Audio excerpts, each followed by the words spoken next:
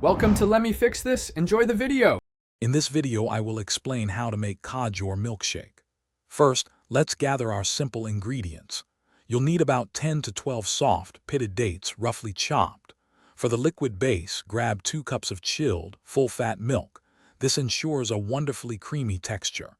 Sweeten it to your liking with 1 tablespoon of sugar or honey. Finally, a 1/4 teaspoon of aromatic cardamom powder will elevate the taste significantly. These few items are all you need to begin this delicious journey.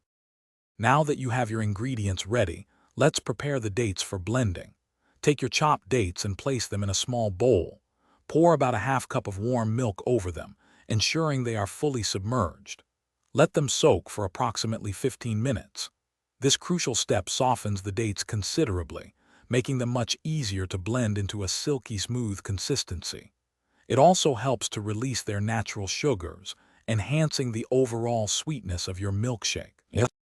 With your dates perfectly softened, it's time to bring everything together in the blender. Carefully transfer the soaked dates, along with their soaking milk, into your blender jar.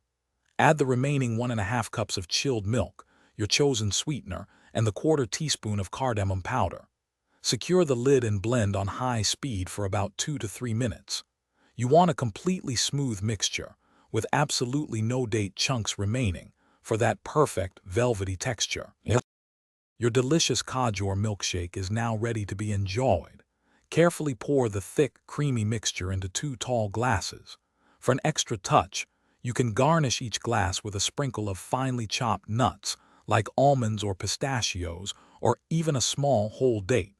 Serve it immediately to savor its refreshing chill and rich flavor.